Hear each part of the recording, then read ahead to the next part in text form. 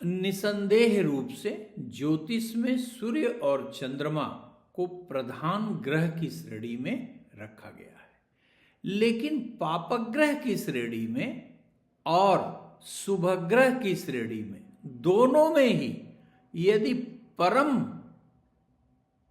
कल्याणकारी और परम विनाशकारी ग्रह के रूप में किसी को जाना जाता है तो वह शनि देव है।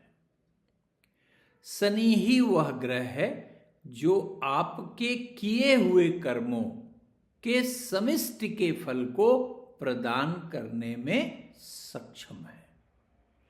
शनि ही वह ग्रह है जो लगभग 30 वर्षों में आपके किए हुए अच्छे और बुरे कार्यों को समीक्षात्मक रूप से जांच परख के 7.5 के समय आपको फल प्रदान करते हैं।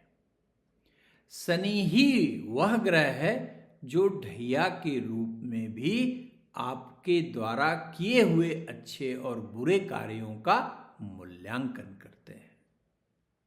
तो इस एपिसोड में हम लोग यह जानेंगे कि वर्ष 2025 में वह कौन से भाग्यशाली लोग हैं जो शनि की 7.5 से मुक्त होने जा रहे हैं। वो कौन सी राशियां हैं जो शनि की ढैया से मुक्त होने जा रही हैं।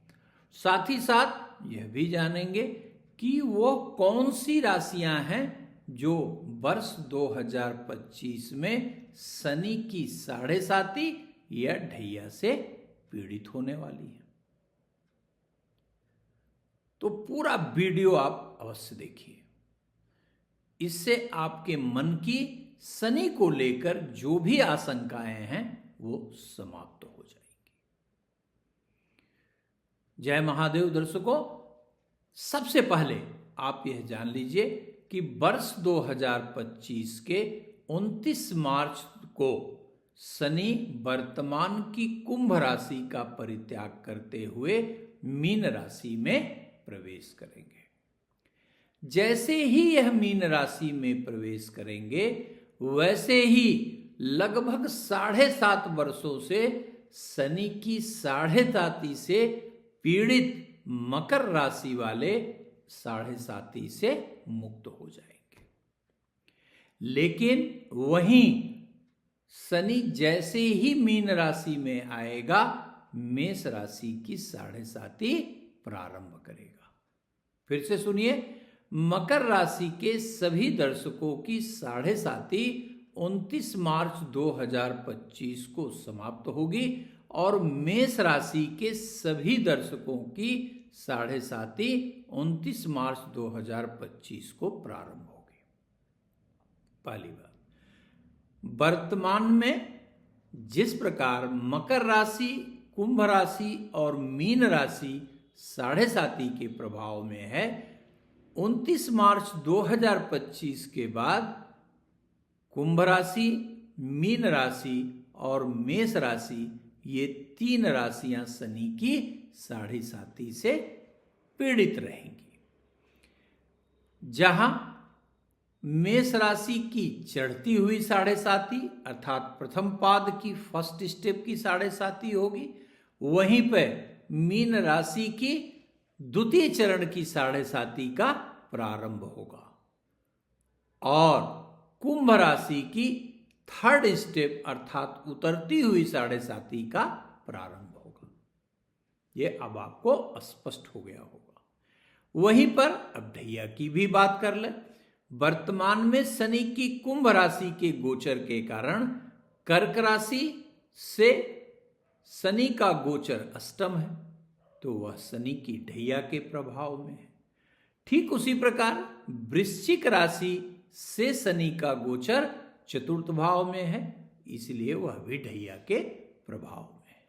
29 मार्च 2025 को जैसे ही शनि मीन राशि में प्रवेश करेगा, सिंह राशि के हमारे दर्शक शनि की ढैया के प्रभाव में आएंगे, क्योंकि आपकी राशि से शनि का गोचर अष्टम होगा।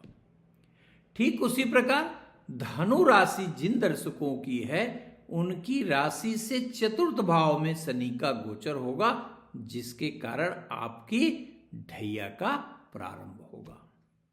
अर्थात वर्ष 2025 के 29 मार्च के बाद से कुंभ राशि, मीन राशि और मेष राशि शनि की 7.5 के जहां प्रभाव में होगी, वहीं पर सिंह राशि और धनु राशि शनि की ढैया के प्रभाव में रहेगी। लेकिन यहां पर एक महत्वपूर्ण बात आप ये जरूर जान लीजिए कि शनि की 7.5 या ढैया सबकी एक दिन नहीं शुरू होती है।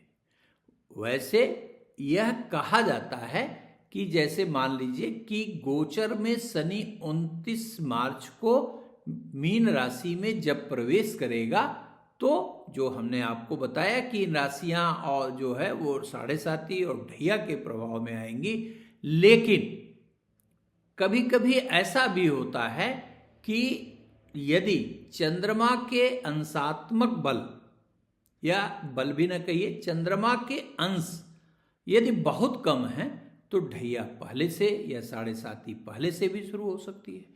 और यदि चंद्रमा का, जैसे मान लीजिए मेष राशि का किसी का 28 डिग्री का चंद्रमा है, तो उसकी 29 मार्च से ही 7.5 नहीं शुरू होगी।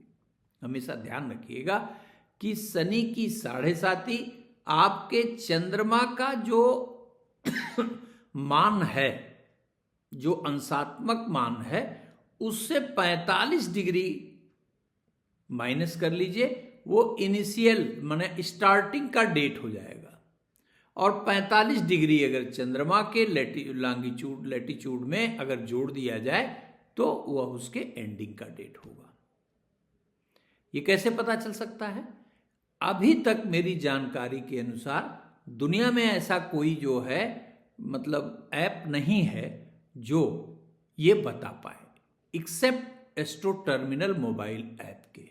उसमें आप अपनी डेट ऑफ बर्थ स्पेसिफिक 7.5 में जाके यदि आप अपनी date of birth, time, birth place लिखते हैं तो एग्जैक्ट कैलकुलेट करके किस तारीख से शनि की 7.5 या ढैया आपके पूरे जीवन में कब कब प्रभावी होगी, वह जो है कैलकुलेट करके रिपोर्ट पूरी मिल जाती है।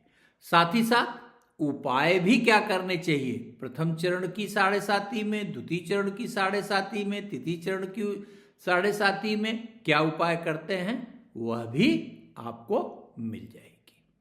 उपाय में रत्न, मंत्र, दान, पूजा, ये संपूर्ण विस्तार से वर्णित है।